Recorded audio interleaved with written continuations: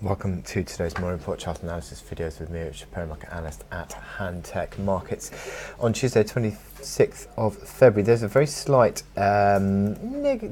negative outlook for markets coming into today. There's a little bit of caution that's crept in.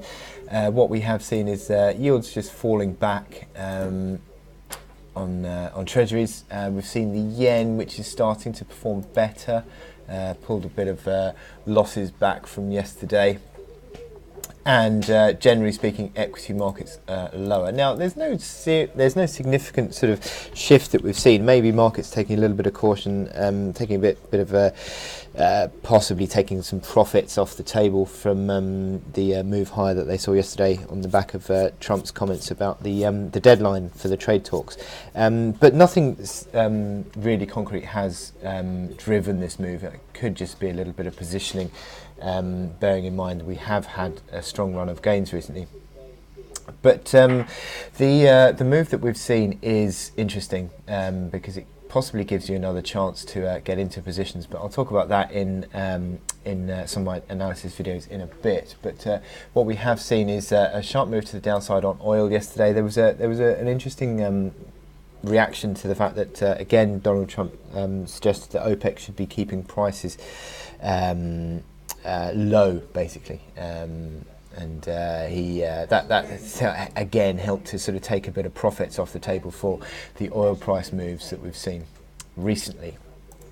Now, in terms of why sterling is so strong today, there was a big jump yesterday on the back of the sort of release, the fact that the Labour Party, the UK opposition, main opposition party, was going to be sort of opting for or moving towards the option of a second referendum on Brexit. Now, that sort of opens up the possibility of no exit, no Brexit at all, possibility of Remain back on the table.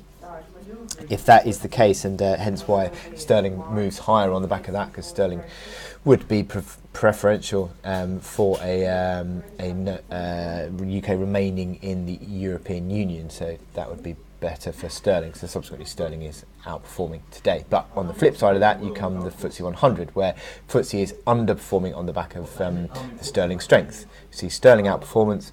You tend to see FTSE 100 underperformance because of the large foreign earnings that about 70% of the FTSE earnings are foreign and overseas based. So when you do the translation of the Forex, you get to see an underperformance of that. So subsequently, the FTSE 100 is lower today. But generally speaking, we're sort of fairly settled, nothing too significant in terms of direction. Now, in terms of what we've got to drive markets today, well, we've got this, the Fed's Chair Powell, Jay Powell, is having his testimony before Congress, starting a two-day testimony to the Senate Banking Committee today.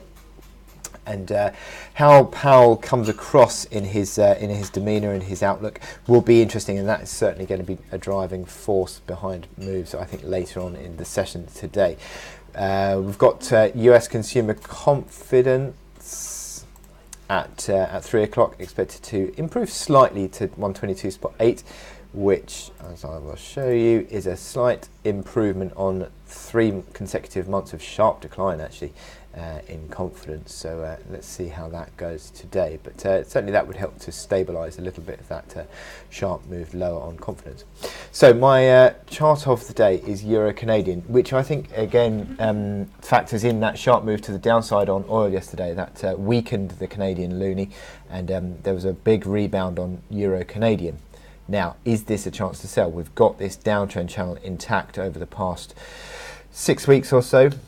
This green line is the falling 21-day moving average, consistently the basis of resistance. We are pretty much bang on there now.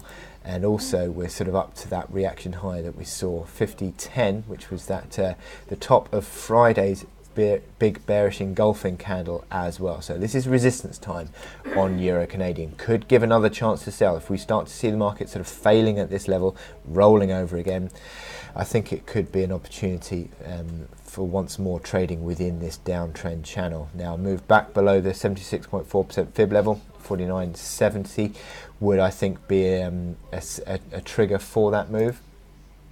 You can see here on the hourly chart we've basically rallied towards resistance, and you've got the momentum indicators on the hourly back towards levels at which this sort of RSI has been rolling over. The stochastics are already starting to question whether the move's going to continue, but this does seem to be a bit of a crossroads moment again for Euro Canadian, being the fact that we're up at the top of that uptrend, that downtrend channel, and also the moving average, which is the 21-day moving average, which is pretty much bang on 150 big figure today.